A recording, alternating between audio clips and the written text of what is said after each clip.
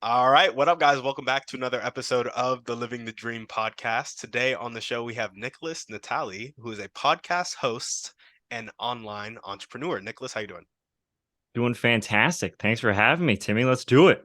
Let's do it, man. Thanks for coming on. We'd like to jump right in. So if you could start with telling us a little bit more about yourself, what you like to do for fun, that'd be great. Absolutely. About myself, that's a tricky question. I've been stewing on this too, because it's like you could go, I'm friend, brother, all those things. Or do I go with the career wise? I'll go career wise. I went to school for software engineering. I worked as a software engineer and software project manager for the DoD. Quickly got out of there, got into podcasting, and have been doing that for the past 4 years. What I like to do for fun is I've been training at an acting studio and also at a comedy improv theater. So those have been sustaining me with some good mental health gains as we've been moving forward. Yeah. So acting, you do acting, it was improv and comedy. Yeah, both of those things. I just wrapped up a class at the Groundlings Theater here in Hollywood, which sounds much fancier than it probably is, but it's a lot of fun. I've learned a lot about yes anding. So whatever you say, Timmy, I'm just going to be in full agreement. Don't even worry about it. I gotcha. So curious, what struck your passion for improv and what is it actually like doing improv? I've done a little bit of it, but nothing serious. So tell us a little bit about it. I think I just love the fact that it's fun. Like the whole premise of this thing is to make people laugh and to have a good time. And there's not a lot of other facets in life where it's just purely meant for fun and entertainment. I mean, even in a work capacity, you can have fun doing work, but there's still this underlying thing of, well, I have to accomplish this task for X results. With comedy, it's like you don't know what's going to happen. It's all in the present moment. You go up there, and if you have an idea, you're going to botch it because the person you're up there with is going to say something crazy and say like you're acting like a zebra or something, and next thing you know you're going to have to neigh for the next 5 minutes. It's all ridiculous. But I think that's the reason I like it, is because it's so far out of the circle of what I do in my day to day that when I go and do improv, it's like I'm finally in the present moment. I'm not thinking about any worries, and I can just be there. Yeah, I love it. I'm a big fan of improv. I've been trying to get my wife to go with me and do it, but maybe I just need to go do it by myself. You gotta, Put you on my big gotta. boy pants. It pushes boundaries. Like I when I first I've done this class twice. And the first time I did it a few years ago. And now the second time, I'm realizing how truthfully like insecure and maybe self-conscious I was up there. Cause I like every time I got up in front of the class, I was nervous. I was thinking about what am I gonna say? Like, are these people gonna think I'm funny when I'm doing things? And now after doing, for the second time, it's a completely different experience because now all these transferable skills are coming into play of being able to public speak, quote unquote, being able to be in front of people and be fully yourself and confident and be willing to be embarrassing and silly without the worry of like these people aren't going to be my friends after this. It's like, well, of course they are. They're all here to do comedy improv. So I Yeah, think you have to dive in, Timmy. You should 100% do it. there we go. Well, awesome, man. Tell us a bit about what your day to day looks like as a podcast host, online entrepreneur. Absolutely. So our bread and butter is we do done for you podcasts for other entrepreneurs. So anybody that has a business that they're running, but they want to be seen more as an authority and they love the podcasting space, but they don't have the time or resources to get into it, we'll do everything for them. So from scheduling to researching to editing, mixing, mastering to distribution, all of that stuff, we try to make it so that people just show up to the microphone. They have their outline or script of what they need to say that hits all the pain points of their customers and just keeps it rolling. So that's most of what the day to day looks like for serving other people. For my podcast, a lot of the day to day is probably similar to what your day to day is doing, is reaching out to people, trying to find a good fit for guests to come on the show, and you know pushing the needle forward every week. Because as you know, I don't know if you're up to date on some of the podcasting statistics recently, but they're wild. I'm sure you've heard there's if 100 people started a podcast, only 10 would get to episode 3, and of those 10 only one would get to episode 20. It's like ridiculous, like it's Yep. tiny. And then there's another one that says there's about 2 million podcasts on the Apple Podcasts where we listen to them, and only like 6%, which I think comes out to around 200,000, are active podcasts, meaning that they posted in the last 90 days, which seems like a super long time. So just in like theory of when people think about the podcasting space, there was like a time during the pandemic where everyone is starting a podcast, but in reality, it's still really unsaturated. So I stew about those things all day long too. So I gotcha. Well, cool, man. What was your reasoning for getting into the done for you podcast from software engineer? Like, I feel like that's a leap into like a whole different field. that is a big leap. That's funny. Oh man, let's get into the weeds here. So, when I graduated college, I came out of college with 60,000 in student loan debt, and this is going to be a long-winded answer. I hope you're prepared for it. Yep. And I was trying to think of ways because I was a young man. I didn't realize, what that really meant to be in like a colossal amount of debt. So once I figured that out my senior semester, I was like, I have to figure out how to pay all this off like as fast as I can. So word got out that I was looking for ways to pay this off, and my sibling's dad gifted me an old Suburban to live in. He was like, "If you're gonna live in this thing, you can have it." So I turned it into like this makeshift camper, and like it had a plywood bed and a sink, and so I lived in it for about 11 months, well, 3 years, but lived in it for 3 years and paid off my debt in 11 months. This is the short version. But during that time of like living outside, people would just come up to my Suburban and start chopping it up with me and just spilling their life stories. I don't know if it was because like I was cooking spaghetti outside and they were trying to get a plate, or like what was so approachable about it, but it was fascinating. And I started to like really lean into these stories and be like, I want other people to be able to listen to these stories. So that's when I started the podcast, because I was just stoked on hearing more of like people's struggles and how they overcame them. And then eventually, there comes a time, if you take the leap from your day job to something else, you got to figure out how to monetize it. So as I grew the skills of podcast production and networking, it just seemed like the next most logical step would be like, well, if I'm doing this and other people want this, I can just do it for other people too. So that's how it came to be. Yeah, there we go. So just kind of naturally had conversations with people, which naturally turned to a podcast. Then you develop those skills. It's like, let me help others do the same thing. Yeah, exactly. And I think there's room where I could have done things better as well. I think in a lot of cases, it's almost better to be like surveying people and being like, what do you need and how can I solve this specific problem?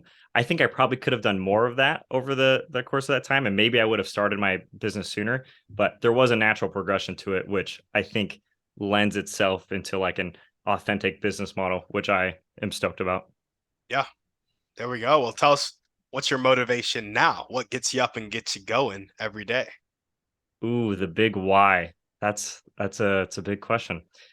The big why for me is I live under, the greatest commandment: love God, love others. I think that's what inspires me most, because, striving to serve a God that loved me first is the whole reason to get out of bed. It's put others first, and if I can utilize my skills to do that, I need to do that wholeheartedly. So that's my big why. For sure. There we go. Love God, love others. Hmm. It's a big call and one that will keep your life busy. Amen. Timmy, what's yours? Has anybody flipped it onto you? What's your big why? It's actually very similar. Um, I, like it's love God, love others, but taking it a little deeper, I think there's a lot of unnecessary suffering in the Mm, world. Like I think there's necessary suffering. Like we're put here, we have a longing to be one with God, and that's just not going to happen fully on earth. And so, yeah, I think there's some necessary suffering, and then there's some unnecessary suffering, like lack of financial literacy or being in poverty um, when you have opportunity at your feet. There are a lot of people who are struggling so much to take care of themselves that they don't have the wherewithal to get out of that survival mode and start taking care of others. And so, love God, love others. And for me specifically, that means helping people on a journey away from unnecessary suffering, getting their mindset right, actions right, thought processes right, the people they're around right, just the whole environment so that they can succeed and then go impact others. It's kind of what gets me up and gets me going. Heck yeah. I love that. It's the mask first model of the airplane. And it's Yeah. so true. I agree with you. Like I can't tell you how many people I talk with that I know have a generous heart, but don't have the resources to give. And I think that is terrible, and it really comes down to what you're saying is like education and providing resources to them so that they can go out and rework what they've done. Yeah. Yeah, absolutely. And then, just getting them around some people who think a little bigger. Like, you'll ask Mm, people kind of questions about their plans and stuff. And it's like when you're thinking about how to make $40,000 in a job, like that's all you're ever going to get because you never even consider different possibilities. And it's like, but you're so like just straight up when you go make $40,000, you probably made your employer $100,000. So now yeah. you can go make $100,000 at least, right? And so there's just so much out there that is not setting people up well, and I want to set people up well. Heck yeah. I and following up on that too, I think we've all heard the quote like you're the average of the five people you spend the most time with. I think what is true, since we're on the topic of financial literacy, I almost think that we're the average in net worth of the five people we hang out with most because when you take a look at all your friends and who you're spending time with, odds are they're probably in the same like socioeconomic class that you are. And if you ever compared your net worth to them, it's like we're probably all in the same boat here. So to your point, leveling up and it could be like a mentor or just like getting connected with people outside your network that are at a place that you aspire to be at or like want to be surrounded with. I think that innately is going to bring like you up as a person, but also like that net worth, which matters. Yeah, no, I completely agree. I was literally talking with a friend yesterday, and I was like, look around this circle. Like everybody here makes about 60 to 80, maybe $90,000 a year. I'm like, that's all normal for us. None of us would go take an $8 an hour job, a $10 an hour Mm. job. And if we did, everybody in the community would immediately help We that did it. person get a better job, right? Yeah. And so I was like, just think if you're a circle of 10, they all have a $10 million a year business and they're all pulling 3 million to their pocket a year. If you're not Hmm. at that level, they're gonna be like, hey, why aren't you there? You just gotta do this, this, this, and this, and I'll even help you. And Hmm. then you have a business. And so I genuinely believe it's average net worth as well.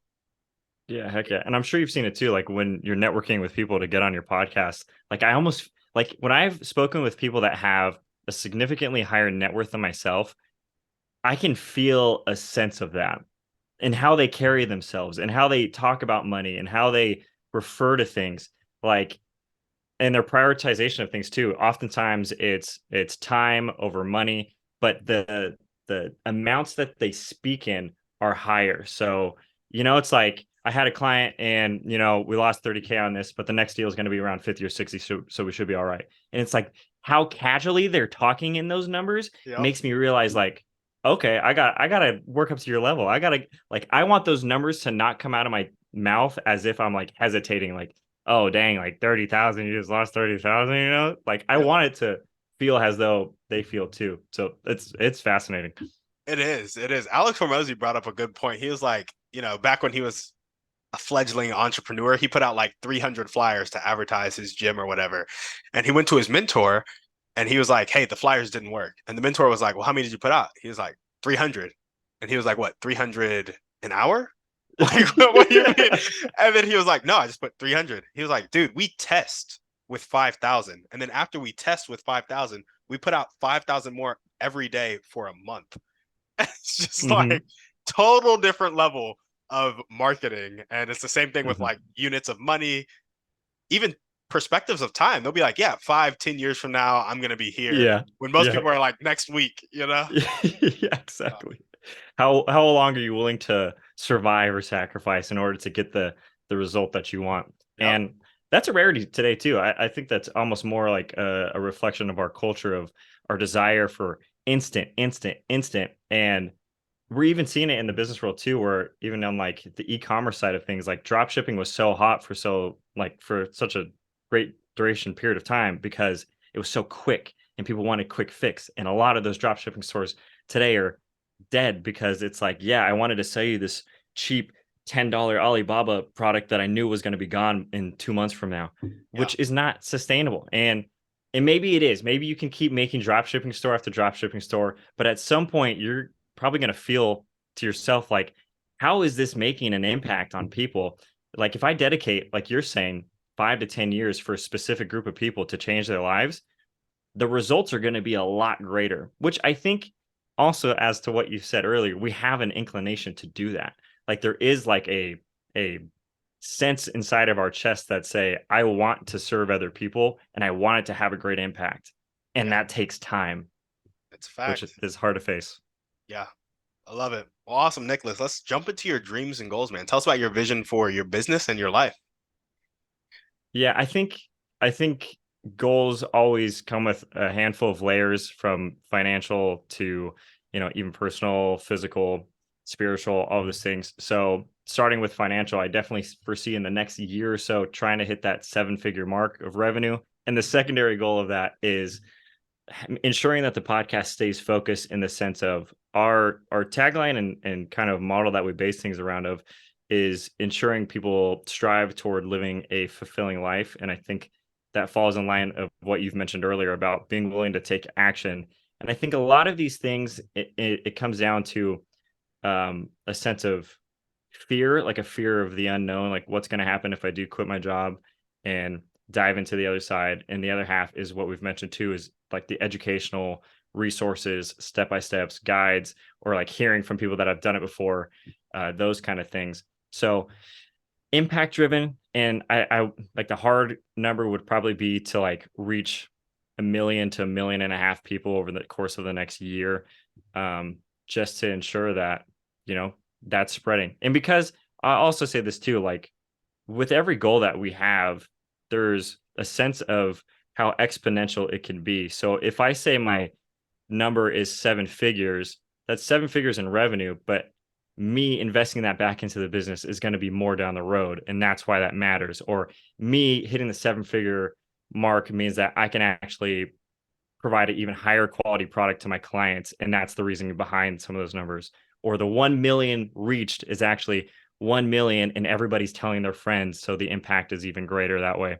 So those are my goals in terms of like big scale. But obviously, it stays in the day to day of like, I'm just trying to read my Bible every day. I'm trying to hit all my habit trackers every day, working out each day, and doing all the small things too. So that when the big things happen, I'm that person that can handle it. Because if Yeah. I don't work on my personal character alongside that, it's going to be a wasted goal. Like I'll hit seven figures and then I'll ruin the business the next day because I'm like, what am I supposed to do with this? So I think All right. that's important to note. I gotcha. I gotcha. So we got hit the seven-figure mark, ensuring the podcast remains focused and helping people strive towards living a fulfilling life, reach 1 million to 1.5 million people over the course of the next year, and then hit the daily habits every day. Those are kind of the dreams and goals. Right. And on top of that, I think another note to make is that systems have to be in place in order to do that, which I say systems in the sense of like self accountability too. So something that I've been doing recently is I've created this Excel spreadsheet, and I'm sure there's like apps out there that do this too. I think Dailyo is a good one where you can enter in what you want to hit in your daily habits. And how I'm doing it is I have everything I want to hit. It's a yes or no. And then at the end of the month, there's a percentage of how consistent that I'm being at fulfilling those specific tasks. So I can look back, and I've done this the past 4 months and being like, man, I'm blowing it in this area. Or, hey, I did good in this area and maybe I should double down if that's where my strengths are at. So that's a note that I would say too. If anybody's trying to create their goal list, have your hard goals, have your soft goals, but also ensure that you have some sort of accountability in place so you can actually get there. Yeah, absolutely. And when you find yourself just blowing it in one category, what shifts do you make to kind of pick up and do better? The first thing I do is I will text it to about 5 people that I'm close with and that I trust and say, hey, I'm blowing it in this area. Do you think I need to be doing this? Like, is this something that's even in my realm of focus? And is it just because it's a low priority task that I'm not doing it? And it was like, why did it make the list to begin with? Or is this something that is actually going to benefit me and I am really blowing it? And can you provide me accountability for the first 7 days until I'm back on track? That's the biggest shift that I've seen. And it's helpful to have other people striving for similar things too. I would say just leave it at that. Hit up the people that you trust and see if this is actually something you need to do. Yeah, I like the 7 days of accountability because people can commit to like 7 days of really holding you accountable in those 7 days. And if you're willing to be held accountable, it'll keep you on track. Um, but how I've heard accountability partners is always like, yeah, can you just hold me accountable? And there's no like Forever. parameters. Exactly. Yeah. which is much harder to get somebody to commit to. Well, cool, man. Tell us about the top 1 to 2 skills that you need to develop right now to make these dreams and goals come true. I've stewed on this. I think part of almost every problem that I've faced thus far in my entrepreneurial journey is there's like where I'm at, there's where I want to be, and there's a skill or information in the middle that I simply don't know. And I think the thing in between that is continuing to find the people that have done what I want to do and having the opportunity to make friends with them in the sense of like, I don't have to pick your brain every single hour of the day in order to like get value from our relationship. I can simply just be in your presence and learn from you. Yeah. I've been pretty fortunate recently. There was somebody that I met through my podcast, and now we go on, we spend time together like hiking, and he's just somebody that has got it figured out. Like, is his business is streamlined, and all of our conversations are never me being like, "Can you tell me exactly what I need to do, play by play?" It's like hearing how he interacts with other people. So the skill set, I suppose, in between that is, I guess, finding higher networked people that I can continue to befriend. And I think, I guess, on a more vulnerable side, I think leadership is part of it too. Being willing to delegate when necessary instead of saying everything's going to be on my back forever and I'm willing to, you know, die at the bottom of this mountain, which isn't Yeah, necessary. I got you. And what would you what would you be delegating, and what leadership would the leadership skill specifically be delegation and that's it, or would you develop in other ways as a leader? And also, what would you be delegating? I think the primary thing that I'm striving toward is to move from a CEO type role to an owner type role. And I think that's going to take time in regards to where I'm at and where I want to be. But I also think it takes the skill of, and let me try to give a more particular answer. Marketing, bringing in leads. I think like the primary um, responsibilities of a CEO is to bring in money and to make sure you don't burn all your money. So so you Yeah, can actually pay people that are you're with. So, but being able to delegate those two things is probably one of the biggest, components because I think that's what changes you from being like a a small business owner to an entrepreneur. Because if you're an owner, you have set businesses that are running in place rather than you being in the day to day of everything. Because right now, I'll give you an example. Um, like post production side, I have my hand in. Marketing side, I have my hand in. Still emailing for cold leads and reaching out for leads, I have my hand in. All of those things are great, but not all of those things need to be my primary focus. So I would yeah. say there's a lot of stuff that needs to get off my plate.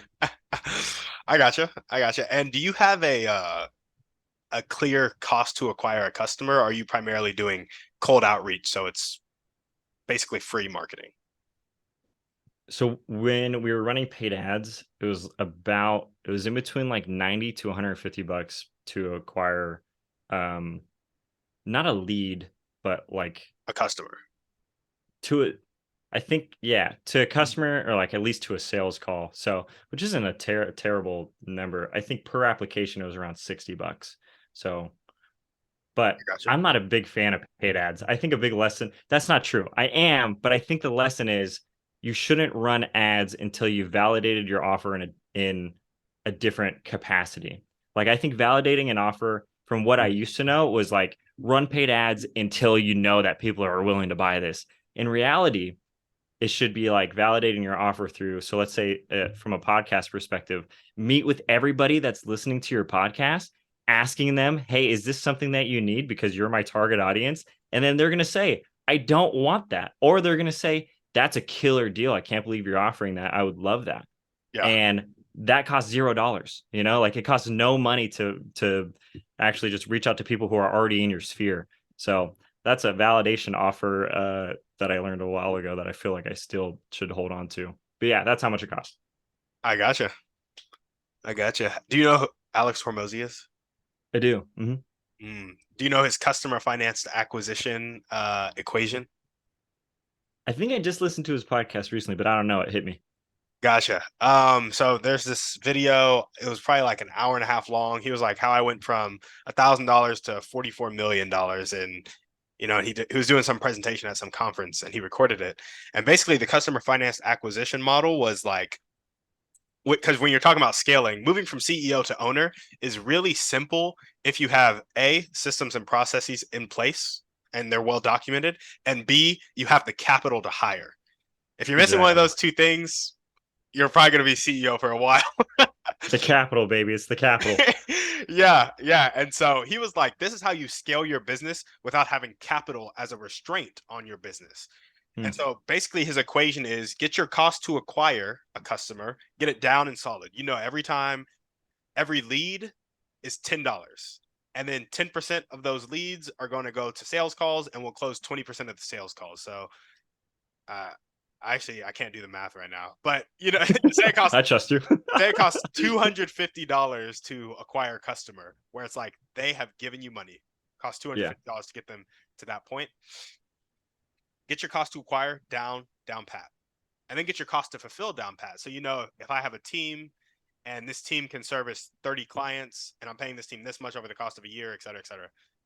And once you get that cost down, it's like add your cost to acquire to your cost to fulfill, multiply it by two.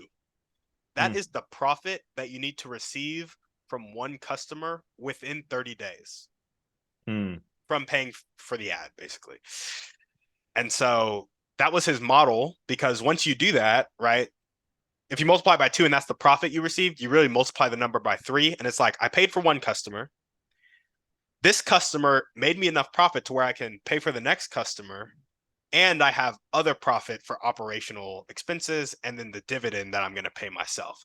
And that's why he was like, you need to just price your product right. And so if you decide to commit to paid ads again because you validated your offer and you came to that conclusion and your pricing allowed you to get less than two times profit within 30 days, you might know that you need to bump it up or restructure the offer or whatever it may be. So that's the customer financed acquisition. I think this is really timely because this is something that I've been doing like just this week. I started diving into the finance portions of this. And it's funny because I used to be like a transaction every day kind of guy, like always write it down. But since like getting into the weeds of things, priorities fall, whatever. But for the last 4 months, I've like am doing exactly kind of what we just talked about. And it's kind of opening my eyes to like, because there's so many parts of an offer that could just be wrong or just need tweaking. So like you're saying, maybe you do have the right offer in terms of the service, but your price point is too high and you're pricing it high because you don't know those numbers. Or maybe it's like your offer is great, but the time it takes for you to deliver that is too long. And there's all these little things that need to be tweaked. But I love that you're bringing up that point because I'm in the boat of being one of those CEOs that's like just turn and burn right now without having the set numbers in place of like, this is the margins that we're going to receive from this. So it's a great reminder. I love that. Yeah, yeah, for sure. Well, cool, man. We got the skills that you need to develop. What are the highest impact daily actions that you need to take the needle forward towards your dreams and goals? I think the highest priority task for me, and I think this is going to be moving forward.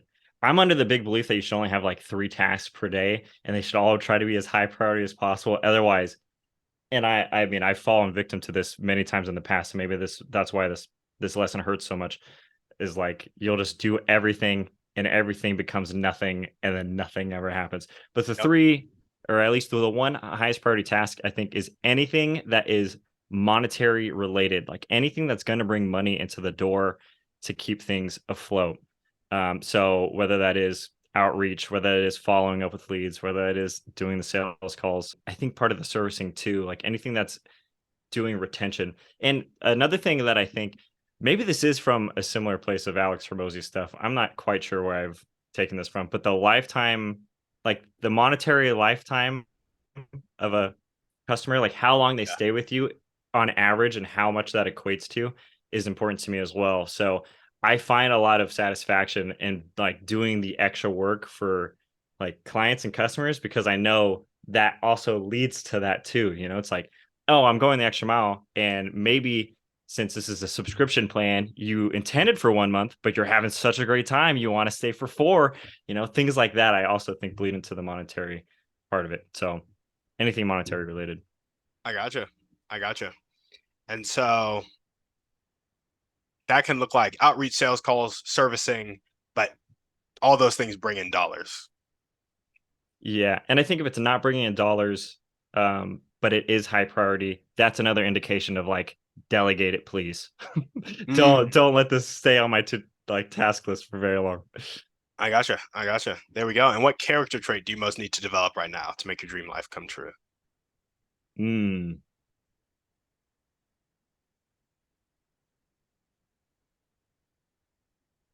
what a great question, Timmy. The character trait that I need to develop most is probably uh more.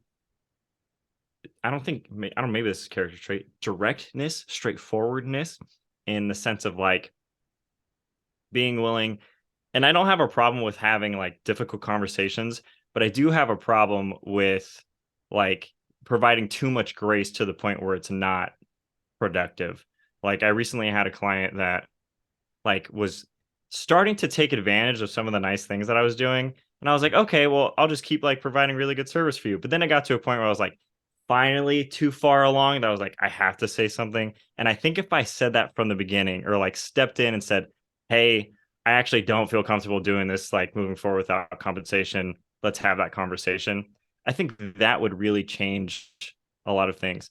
Granted, though, I think that's part of what makes my business like the business that it is like being willing to go really far for clients. So finding that balance of being straightforward while also not being taken advantage of. I gotcha. Yeah, that's interesting. How do you think you find that balance? Because it is hard to be like, well, when am I just being nice, and then when am I being more hurtful to myself, the future of my business, and my other clients? I think probably when it starts to affect more than just me. So in that particular capacity, I have somebody on my team too that I could tell I was starting to reach out to them more just for like, hey, should we be doing this? Hey, should we be doing this? And I think that's a probably good indication that like I was telling myself, stop doing this because like you know it, but you want to be like a kind person. And I think that's a conflict of like identity, really. Like if I choose to say something about this, maybe I won't perceive myself as a kind person or as kind as I thought I was. And there's something there that I was wrestling with. So I think that's finding some of the balance too. And also like, a lot of times our gut's right about things. So even if you say it, they have the opportunity to be like, push back on it. So if you are wrong, they're probably going to tell you, or maybe they won't, but Hopefully. clients usually like to say what they want. Yeah, I gotcha. Well, if there were one or two people you could meet right now, and that could be a specific person or a type of person, and they'd really help you take that next step towards your dreams and goals, who would they be, and how would they help? We talked about Alex Hormozy this whole time. I feel like we have to. If Alex Hormozy was here on this podcast with us, I feel like you and I would have a million questions for him. So I'm all in on that one. Facts, facts. Alex Hormozy. Well, hey, if you get your business to 3 million in, is it revenue or EBITDA? I don't know which one they do. It might be Either revenue. way, we'll make it happen. Yeah, they'll be a minority owner in your business. And when they are, make sure you introduce them to me too. I will. Yeah, you'll be CC'd on that email first, right out of the gate. Yeah, there we go. Well, now we're gonna jump into our thriving three. And oh, before that, actually, I want to ask you: is there a key hire that you could make right now, like from the top down? So not hiring somebody with a lower level skill that would be like that 40, 50K salary, but hiring somebody who could, you know, you pay them 150, but they're bringing in 600 type of vibe.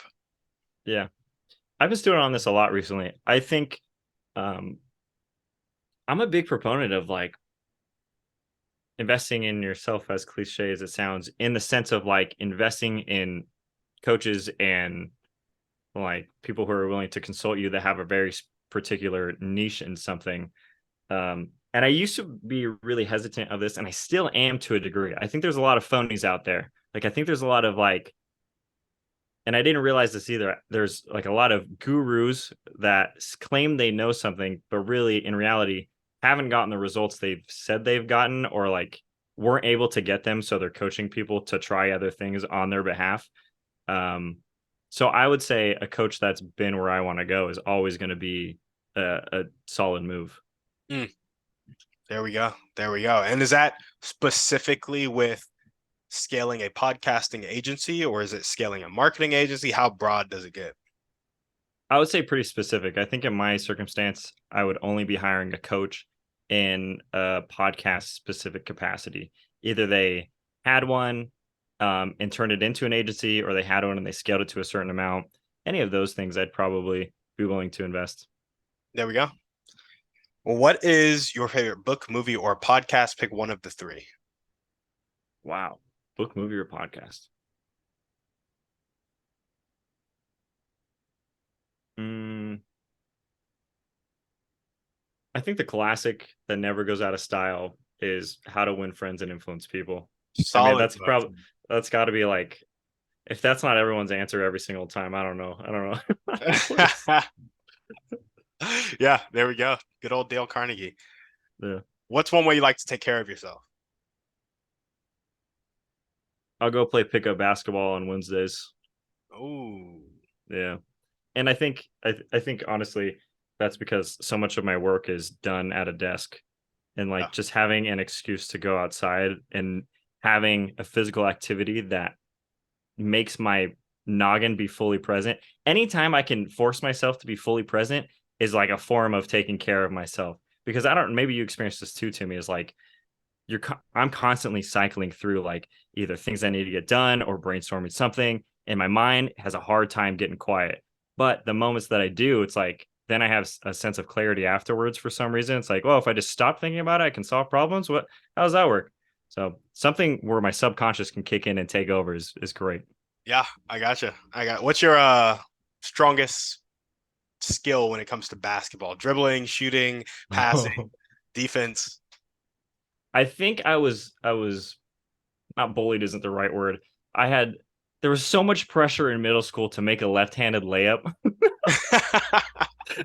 that I have one particular post move where I spin off and do a left-handed layup. It's like a drop Uh-huh. step, but everybody thinks I'm gonna go right because I'm right-handed. But I've been practicing my left hand for years. That's it. That's my best move I have. And it's almost like the only move I have. Oh, that's epic. I love it. Awesome. Well, what's one action step you can take right now or continue to take if you're already doing it to meet and work with Alex Hormozy? I think continuing to reprioritize and constantly being in evaluation to the decisions I say yes to, because everything I'm saying yes to, I'm saying no to something else. So every time that I go to a social event, I like am constantly thinking of how is this, not to say it like meeting people isn't worth it, but like how will this help me in the long run? Is this for like building community, which is important to like, like we mentioned earlier, or is this something that I'm just doing selfishly because I'm procrastinating? So constantly refining those sort of things and being in execution mode is going to help me do that. I gotcha. Now, let's talk a little bit more about building community real quick. I just want to get a picture of what community looks like in your life, especially Mm. like as a Christian, because I know for me, community that I've found at small group and in the church has left much to be desired. And so I'm just asking your thoughts. Yeah, no, I can definitely agree with that. I've had a really difficult time finding a nice I mean nice isn't the best word. Like a authentic group of people that are willing to share and be vulnerable about stuff in their lives, and you know, actually push one another. I recently moved at the top of this year from San Diego to Los Angeles, and I think community takes on different forms. Like I've met a group of Christian guys through the church that are no longer meeting within the church capacity, but outside the church capacity, because we want that other layer of depth. Because like maybe what you're saying is like people are giving the cookie cutter answers to everything. It's like I want you to say do you think that when Jesus died, he went to hell for 3 days and rose again, or do you think he didn't? Like, I want to get into like those conversations where if you ask some sort of theological question with like inside of a church like group capacity, they're like, well, we're gonna have to circle back on that one and come back. Like, Yeah. let's chat about it. Like, let's get real about some things. Um, so that's at least in the Christian context, what community looks like is being willing to go there. And like, and I think there's spaces for each, like I was saying. Like, I think there's a comedy improv community that I'm finding myself in, and there should be sections of your life that you're only sharing like pieces of you with. I think that's healthy. Yeah. I gotcha. I gotcha. Well, cool, man. Let's go ahead and jump into our final section of the podcast. This is all about limiting beliefs. It can get a bit personal. So if you want to pass on anything, just say the word. But what is one limiting belief that continues to pop up in your life, if any?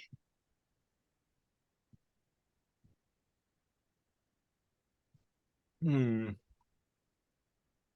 This will give you a nice gap to edit through, Timmy. I'm sorry. No, all good. All good.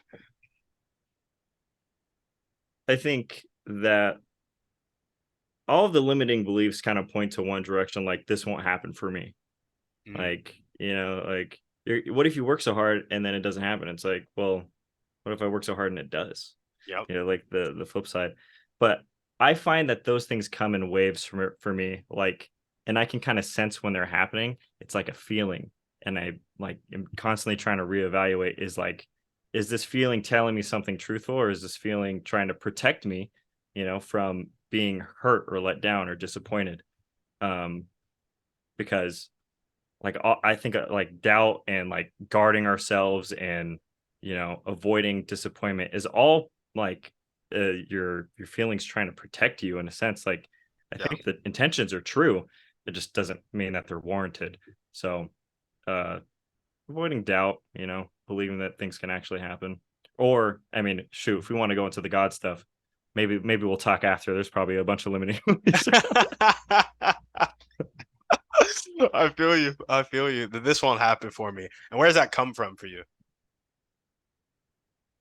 I think it stems from my family. There aren't any other entrepreneurs in my direct line of family that I'm aware of, that have like gone to the places that I want to go. So I feel like I'm kind of like the first one taking a crack at this. And if it doesn't happen, like, am I going to destroy my family lineage? Nobody's going to be able to be a successful entrepreneur, or am I going to be the one that's like, oh yeah, Nick did it. So my third 3 generations from now, they can look back and be like, oh, okay, our family does have some skill set to accomplish these things.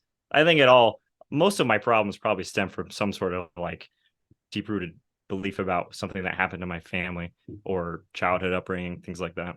I mean, that's how it is for just about everybody, for Yeah. sure. Do you have any limiting actions that reinforce the limiting belief that this won't happen for you? Hmm. Or inactions, limiting actions or inactions? Yeah, I think I'm blessed and cursed in the sense of I have a pretty large risk tolerance. So sometimes I can fight with myself in the sense of what we talked about earlier. Should I hire this coach or should I not hire this coach? Because even taking it back to the paid ads conversation, my risk tolerance is high. And my number one like personality belief trait, like through all those personality tests, is faith. So I do think things are going to happen, and I have a high risk tolerance. So I will be willing to spend on something. And if it's not working, I have a hard time saying I can make this work. Uh-huh. But on the flip side, getting started and like paying a coach to do something, I will like wait and being like suspicious and like, well, maybe they helped other people, but the likelihood they can help me, I don't know about that. I'm special for some reason. So Mm, that's probably an action that I take. I gotcha. I gotcha. Um, is there a coach that you've been debating going with and that you'd pull the trigger on now if you were fully confident? I think I'm still shopping. I think there's a handful of podcast coaches on the market. And I feel like I'm lucky enough to like have friends who are friends with them. So they're like telling me the inside scoop. I'm still early in the research, so I don't know. And I know this is like reaffirming the answer I just gave. So I don't know if I'm like I don't have enough information to execute yet, or if it's like a genuine thing that I'm just purely avoiding. Are there Are there two top people in your head right now where it's like, yeah, if I had to go right now, gun to my head, I'm picking one of these two? I think there's only one that I feel that has a good amount of proof to their name and has a similar style to myself. And I don't want to say their name out loud yet, but I'll tell you after if you want. Okay. Um, but uh, yeah, I think there is somebody. It's just a matter of like, is it even what I need? Because here's another thing too. I think another like problem in my thinking is I can buy my way out of the problem, which isn't always true. And I'm Mm. not even saying like I have the money to buy out of problems. Like I have the credit card to get myself out of this hole. Um, and I think sometimes I already have that information. So the thing with the coach is that I'm trying to determine is I've done podcasting for a long time. Is it just that I'm unwilling to look at my own stuff and go through the mess and make the adjustments, or is it I really do need help? Mm. And part of me is starting to believe it's the first part that I have the knowledge. I'm just maybe too scattered, or I'm unwilling to see my own mess that I've made in some way. If you were coaching yourself right now, what are the top three things you would tell yourself to do? Uh, I would say work through the process that you create for your clients. Keep doing that over and over until you find the same rhythm for yourself. That'd be the first thing. Um, the second thing is continue to consult with everybody that I know that is in the space and that has had success. And then the third thing would be to don't throw money at it until it's absolutely necessary. Because I Mm. I think similar to the validation of the offer problem, like I think there's ways to do this without spending money first. And I think part of there you go. Here's another belief for you. I think part of the belief is that money makes the entrepreneur, or like the amount of money coming in and out is what defines the entrepreneur. When in reality, it's like the money you keep is what defines your success in the entrepreneurship space. So Yeah, um, those are the three things I'd probably say to myself. there we go. I gotcha. Well, awesome. If you were to change your limiting belief, this won't happen for me, into an abundant phrase, and you would say it in a way that really speaks to your heart, what would that phrase be?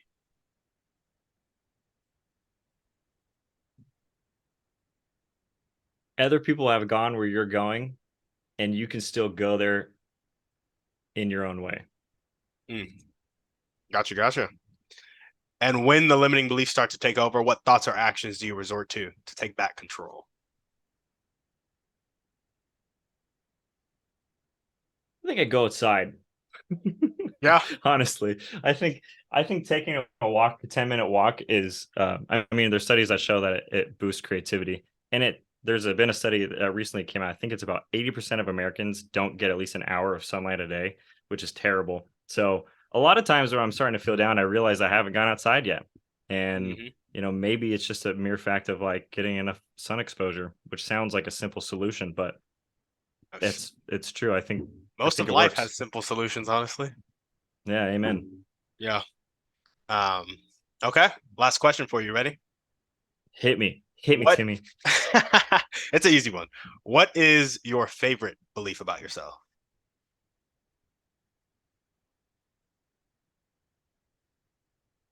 I think my favorite belief about myself is that um, I've developed a sense of grit. I think there are a few situations in life that I think could knock me down for certain where I wouldn't want to get back up.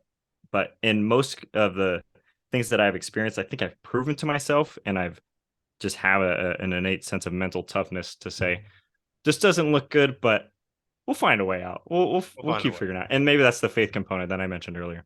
Yeah, for sure. Well, there we go. Nick, that's all we got for you, man. Thanks for coming on the show. Thank you for having me. This was a blast. Timmy, you're a great host. Hey, appreciate it. Appreciate it. And if you guys are listening to this and you loved what Nick had to say, make sure to check him out. Check out the show. If you know somebody who is an entrepreneur and wants to host a podcast, make sure to shoot him a referral. All the links to find him and his show will be down in the show notes. Thank you guys so much for watching. We will see you on the next one. And on that note, we're out.